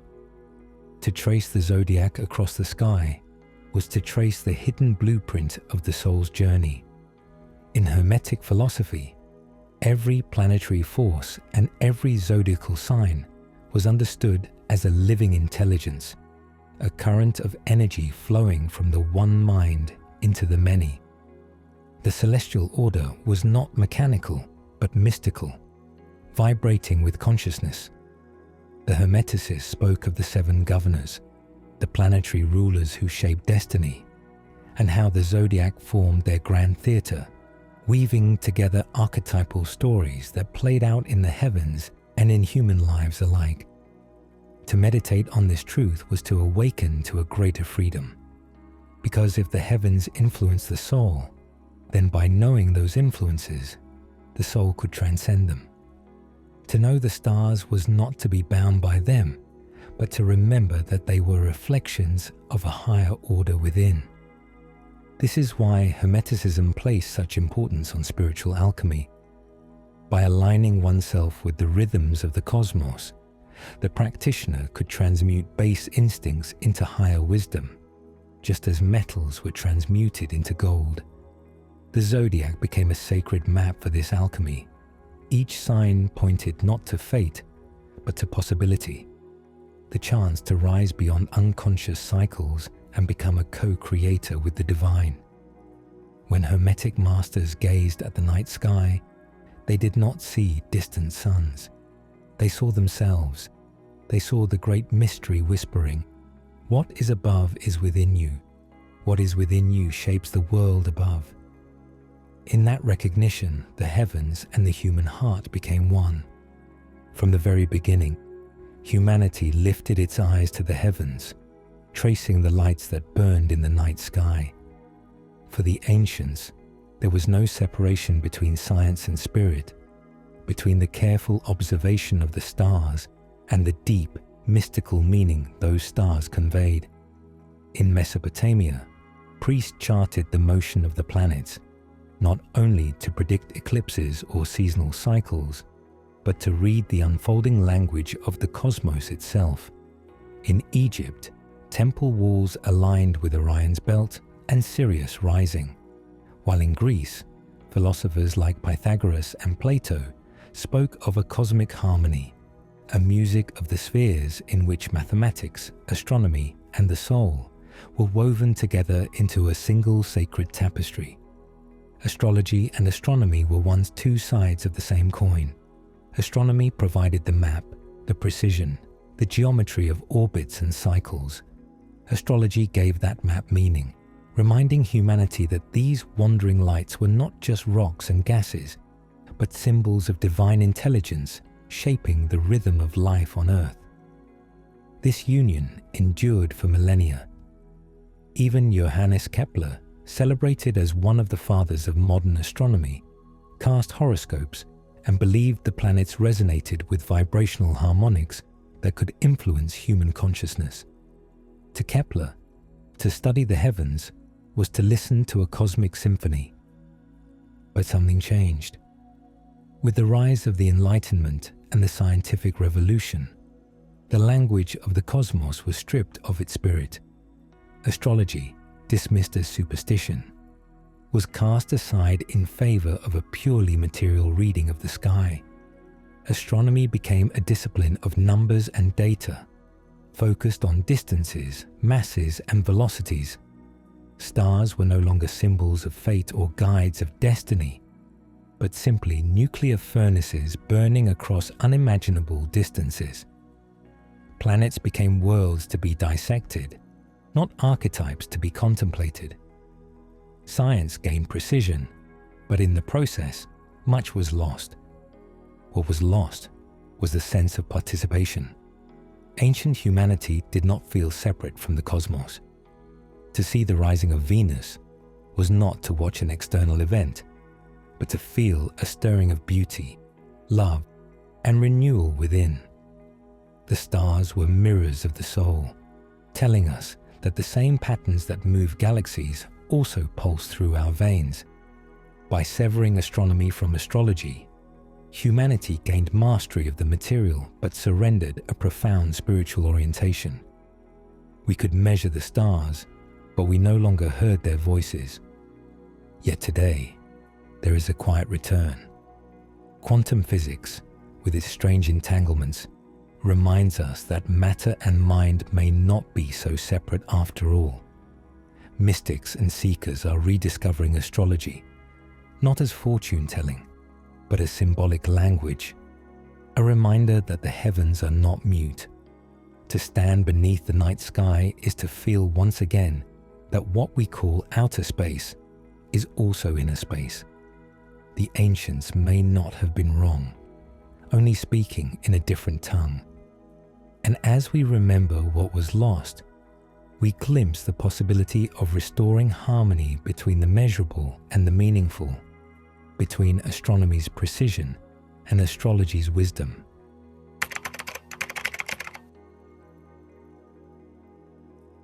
For thousands of years, the zodiac was never just a calendar in the sky.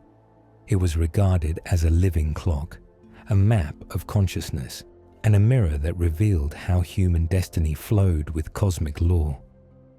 The ancients saw it as sacred, 12 gates through which divine energy poured into the human story. Each sign was not simply about personality traits, but about archetypal forces shaping empires, religions, and even the rise and fall of ages. To understand the zodiac was to glimpse the architecture of creation itself. And it is precisely this power that frightened rulers, priests, and institutions. If the people could read the heavens, they would no longer be bound by earthly chains. They would see through the illusions of control. In Mesopotamia, the priests of Babylon carefully guarded their star charts. Astrology was originally their royal science, reserved for kings, scribes, and those initiated into the temple mysteries. It was used to decide the fate of battles, coronations, and harvests. But as it became more widely known, empires realized that if ordinary people could track cycles and anticipate shifts in fortune, the mystique of royal authority would weaken. Knowledge of the stars had to be monopolized. This pattern repeated in Egypt, Greece, and Rome. The zodiac symbols were painted on temple walls and encoded into myths, but its deeper meanings were hidden behind layers of allegory. Later, during the Christian era, astrology became even more dangerous. The early church fathers were split. Some condemned it as heresy, while others quietly preserved fragments of its wisdom. Augustine of Hippo denounced astrology because it threatened the doctrine of free will, suggesting instead that destiny might be written in the heavens. To accept the zodiac was to admit that spiritual law extended beyond the church's interpretation. By the medieval period, astrology was outlawed in many kingdoms, its texts burned, and practitioners branded as sorcerers. Yet secretly, popes and monarchs still consulted astrologers in the shadows. Even the Vatican itself holds astrological manuscripts in its archives, carefully preserved while condemning their public use. Why did rulers fear it so deeply? Because the zodiac revealed patterns of collective awakening, It showed that religions and empires were not eternal, but bound to cycles of time. The age of Pisces, with its emphasis on belief and sacrifice, would eventually give way to Aquarius, with its emphasis on knowledge, freedom, and unity. To admit this truth was to admit that power structures built on dogma would inevitably crumble. Rulers sought permanence, but the stars whispered impermanence. In many cultures, those who read the stars for the people were silenced. Indigenous astrologers in the Americas, India, and Africa encoded the zodiac in myth and oral traditions to keep it alive under colonization. Their rulers and invaders knew that if humanity remembered its celestial map, it would awaken from servitude. Because when you understand that you are part of the cosmic rhythm, you stop fearing authority. You realize your life is not small or random. It is written into a larger design that no earthly king can erase. The suppression of the zodiac secrets was never about saving souls. It was about preserving thrones. Yet despite censorship, persecution, and distortion, the stars remain above us, unburned, untouched, eternal. They continue to sing their story, waiting for humanity to listen again. From the moment humanity looked up at the heavens, the zodiac was not just seen as a cosmic calendar, but as a divine language. Its patterns were woven into the fabric of myth, scripture, and doctrine, though often hidden beneath veils of allegory. To read the stars was to read the mind of God, and so it was no accident that the great religions of the world carried within their sacred texts subtle, symbolic references to this celestial code. Christianity, Judaism, Hinduism, and even the Vedas all carried within them the echoes of the zodiac, though cloaked in metaphor to keep the secrets from the uninitiated. Take Christianity, for example. Jesus' 12 disciples have long been understood by mystics to represent the 12 signs of the zodiac, each carrying a distinct energy and role within the cosmic order. Early Christian art often depicted Christ at the center of a circle of 12, mirroring the sun encircled by the 12 constellations. In the book of Revelation, the imagery of a woman clothed with the sun, the moon beneath her feet, and a crown of 12 stars upon her head is more than poetry. It is a cosmic cipher pointing to the interplay between astrology and spiritual destiny. Yet, in the centuries that followed, church authorities condemned astrology as heresy, even as they continued to encode its symbolism within their liturgy and architecture. The Hebrew Bible, too, carries hints of astrological wisdom. The 12 tribes of Israel corresponded with the 12 signs, each associated with particular qualities that aligned with celestial archetypes. The breastplate of the high priest, adorned with 12 precious stones, has been interpreted by scholars of Kabbalah as a reflection of the zodiacal wheel, each stone embodying a sign and a planetary influence. These symbols were not arbitrary. They were a way of grounding divine order into human ritual, a reminder that what happened in the heavens echoed in the lives of nations and souls. Turning eastward, the Vedic scriptures held perhaps the most explicit connections between religion and astrology. Jyotish, the science of light, was not seen as separate from the sacred, but as an essential way of understanding one's dharma, karma, and moksha. The Rig Veda, and later the Vedanga Jyotisha, described the movements of the stars as the very body of cosmic order, or orta. To know the stars was to know how to align oneself with the will of the divine. The sacred rites, the timing of sacrifices, even the unfolding of a soul's destiny, all were inseparable from the zodiacal alignments. What makes this hidden thread so fascinating is how it appears across traditions separated by thousands of miles. The Egyptians aligned their temples to the rising of Sirius. The Mayans carved their calendars in stone. The Hindus traced planetary cycles, and the Christians veiled their teachings in allegory. Behind it all was the recognition that the heavens were not silent, but spoke in symbols. Symbols that pointed to the deeper truth that humanity was never separate from the cosmos, but part of its living story. This is why rulers, priests, and empires sought both to preserve and to conceal this knowledge. To reveal the zodiac's influence openly would give the people the power to interpret their own lives, to see the rise and fall of kings written in the skies, and to recognize that divine authority was not monopolized by institutions, but reflected in every star above and every breath within. You have always been told that you are flesh and blood, bone and breath, but beneath that visible form there is a blueprint, not merely biological, but cosmic, a design written in resonance, geometry, and light. And the ancients knew it. They knew that the same forces that curve the paths of planets also shape the spiral of your DNA, that the same geometry that guides the constellations also molds the proportions of your body and the rhythm of your breath.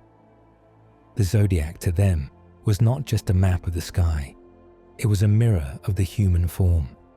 12 signs, 12 cranial nerves, 12 months, 12 systems of the body. From Aries ruling the head to Pisces ruling the feet, the human being was seen as the microcosm of the heavens themselves. Hermes Trismegistus whispered it in the Emerald Tablet. That which is above is like that which is below. The great axiom of Hermeticism was not philosophy, it was anatomy. Look closely at your DNA, and you will find the same spiral that turns galaxies. The double helix, vibrating in harmonic intervals, reflects sacred geometry, the Fibonacci sequence, and the golden ratio embedded in your very cells. Scientists like Dr. Mei-Wan Ho have noted how living matter is not chaos, but a resonant, coherent field of vibration, almost like music frozen into form. And ancient mystics would not knowingly. They had always said that the body was a temple tuned by the stars. Sacred geometry reveals the same truth. The flower of life carved into temples from Egypt to India contains within it the hexagon, the circle, the spiral. All patterns found not only in the heavens, but in your DNA, your eyes, your very heartbeat. To meditate on these forms was not aesthetic. It was a realignment with the cosmic blueprint. The ancients believed that when you lost resonance, when you forgot your harmony with the stars, sickness and chaos entered. To heal was to return to the rhythm of the cosmos. Even modern physics whispers this secret. Quantum biology suggests that DNA behaves less like a chemical machine and more like an antenna, picking up frequencies from the environment, perhaps even from the cosmos itself. Could it be that each sign of the zodiac corresponds not only to an archetypal pattern of the psyche, but to a frequency imprinted in the human genome? When astrology speaks of Saturn's heaviness or Jupiter's expansion, perhaps these are not just metaphors but resonant fields shaping matter, guiding biology, sculpting destiny. Your soul did not choose this form randomly. The cosmic blueprint is not accident, it is initiation. Every cell of your body sings in resonance with the stars that marked your first breath. And just as the ancients placed temples in alignment with solstices and equinoxes, your being was aligned at the moment of birth, with a pattern that continues to hum through your existence. You are not separate from the cosmos. You are the cosmos condensed into song, into geometry, into flesh. And when you remember that harmony, you remember who you are. From the moment humanity first looked up at the night sky, the zodiac was seen not as decoration, but as a living map, a mirror that pointed both outward into the heavens and inward into the secret chambers of the soul. Today, it is often reduced to personality types and horoscopes, but in its truest form, it was never about surface identity. It was about the hidden currents of destiny, about the great purpose that whispers through the fabric of your existence. When the ancients spoke of the Zodiac, they spoke of 12 archetypal forces, 12 pathways through which spirit descends into matter, and matter climbs back towards spirit.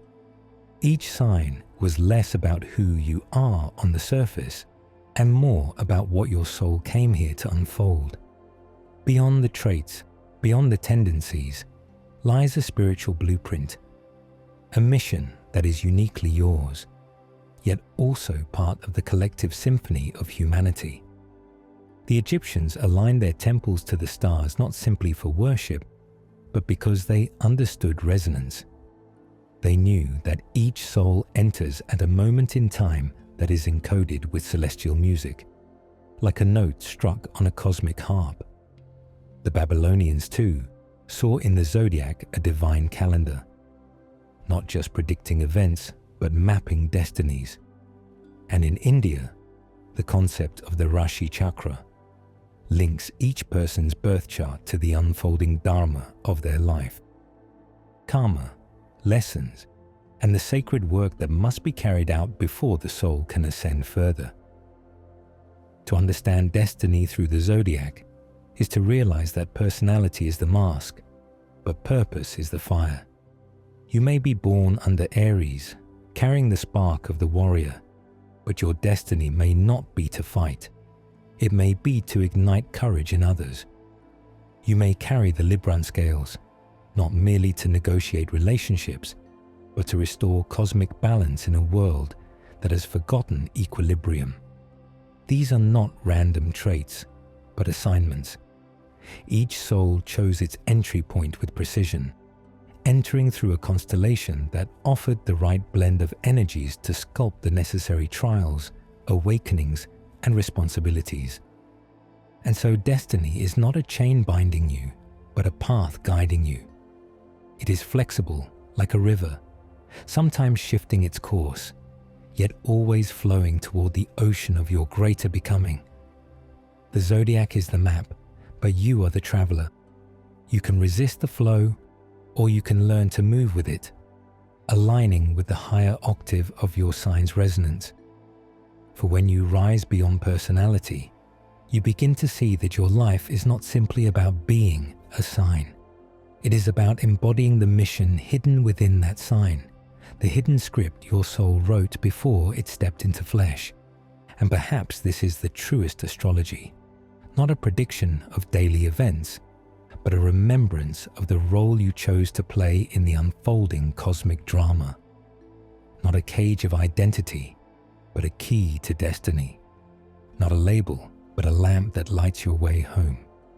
They told us to look at the stars only for navigation or prediction. But the ancients whispered something deeper. They said the stars are not just above us, they are within us. Every constellation is mirrored in the soul. Every cycle above reflects a cycle within. The zodiac was never meant to be a tool for fortune telling. It was meant to be a reminder, a cosmic memory map, a way to remember who we are. And now, as the veil thins, that memory is returning. The ancients saw no separation between earth and sky. The Babylonians carved their star charts into clay, not because they wanted to control fate, but because they knew fate was participation. The Egyptians aligned their temples to Orion and Sirius because they understood those stars were not distant lights, but living beings, guiding forces, threads in the same cosmic tapestry. The Greeks spoke of anima mundi, the soul of the world, linking us to everything that burns and breathes. When you read the zodiac today, you may see personality traits or daily forecasts, but beyond that surface lies the sacred truth. These archetypes are soul keys. Aries is not just ambition, it is the courage of your eternal spark. Cancer is not just sensitivity, it is the memory of the womb of creation. Libra is not just balance, it is the mirror of cosmic justice. Capricorn is not just discipline, it is the mountain of initiation, reminding you that every climb is spiritual. Each sign is a doorway, each symbol is a lesson. And when you walk through all 12, you do not just understand yourself, you remember your place in the infinite. The Zodiac's wheel is also the wheel of return. From Pisces' oceans of faith to Aquarius' waters of awakening, from Leo's fire of self to Scorpio's mystery of death and rebirth, every turning reminds us that the journey of the soul is cyclical, not linear. Death is not an end. It is a return to the stars. Birth is not random. It is an entry point chosen within that vast map. Even the body you wear is aligned to a cosmic moment, stamped with celestial time, like a signature from eternity. And here is the secret the ancients guarded. To remember the Zodiac is to remember that you are never small, never powerless, never disconnected. You are written in starlight. Your breath is aligned to the constellations.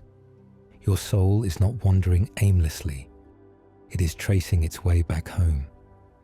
One day, when you leave this body, you will look up, or perhaps within, and see the stars not as distant points, but as family. You will remember that you have always been part of their music, that your struggles and victories were written alongside theirs. And as you step once more into that eternal light, you will know you are not learning the Zodiac. You are the Zodiac. And to remember it is to remember yourself. This is where the journey doesn't end, but opens. If you felt something awaken inside you while walking through this story, then know it was meant for you.